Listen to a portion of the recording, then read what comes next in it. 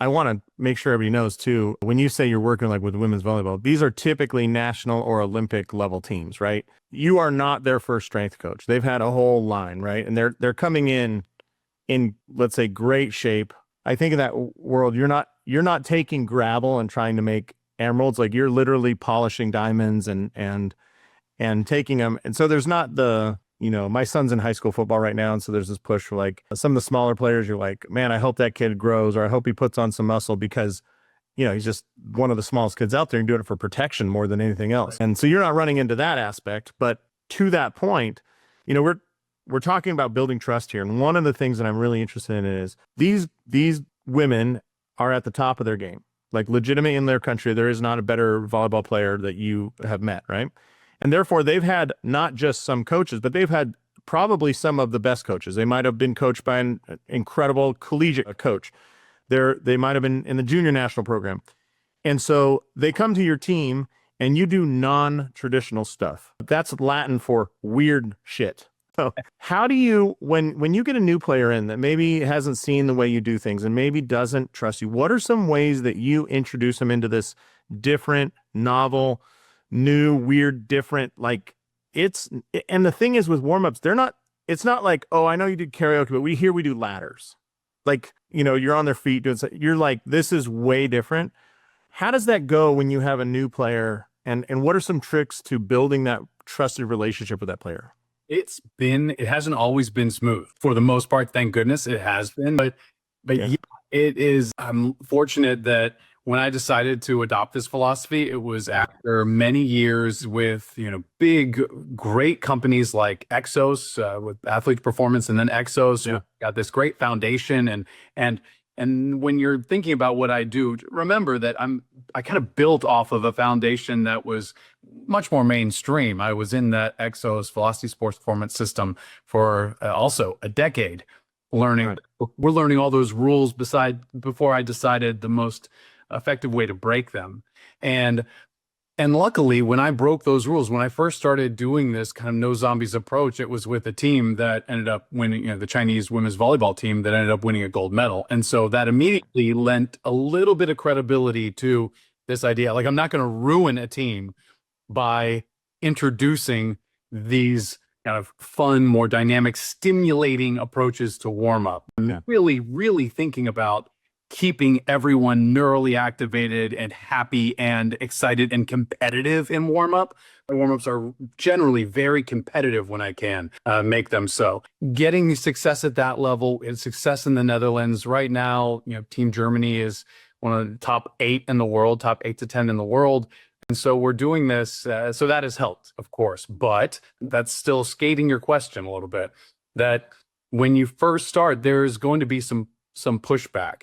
And as I alluded a little bit, when it comes to the coaching staff, the way that you get the buy-in is by solving their problems first. Before the athlete, before I'm rolling out the hacky sacks for the athletes, before they get to see a frisbee or a balloon, the head coach will have seen me turn my warm-up into mini volleyball sessions that are doing his favorite drills that he was pulling his hair out about 2 days ago in practice. So you might ask the head coach, what do you need? And let's just say for the sake of we don't know all the technical stuff, but let's just say they're having trouble with being aggressive at the net. So jumping at the net. And so you will create a game, an interesting competition, but it will certainly involve, look like, serve, jumping aggressively at the net.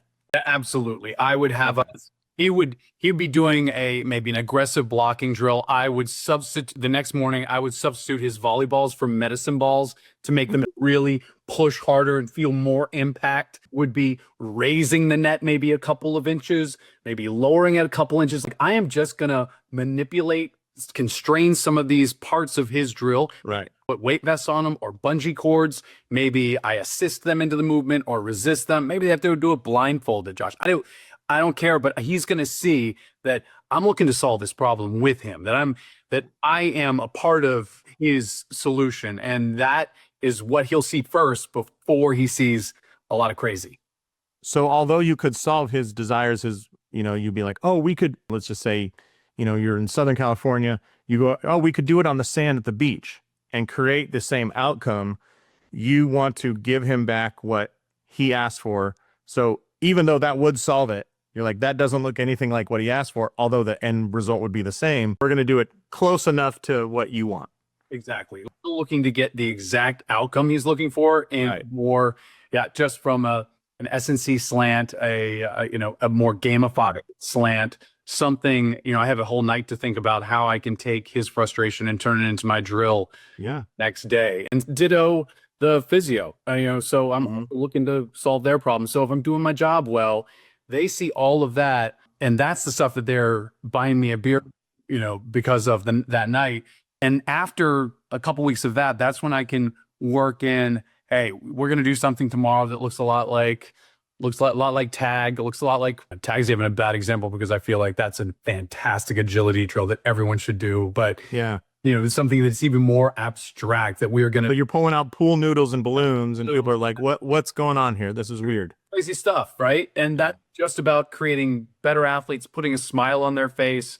They are playing hockey with pool noodles and ping pong balls. All that, it gets into play because maybe we do that for 5 minutes and the girls are sweaty and smiling.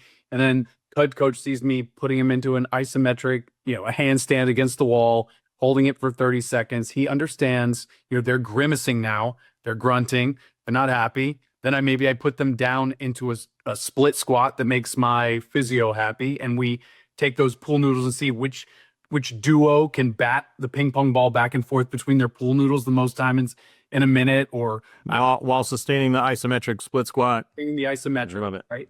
And so these things are what I'm narrating to the head coach that we are getting. The warm-up should be tougher as well as more fun. And that's the spot. If they're smiling, sweaty, I'm getting high fives from head coaches, high fives from physio. That's the Venn diagram where everything is great. Thanks for tuning in to this episode of Trust Driven Insights, brought to you by Trust Driven Care. Imagine a world where all your patient communication is in one place, seamless, effortless, and on autopilot. That's the power of Trust Driven Care. If you're ready to streamline your practice, check out trustdrivencare.com and see what's possible. Trust Driven Insights, real conversations, smarter care, stronger business.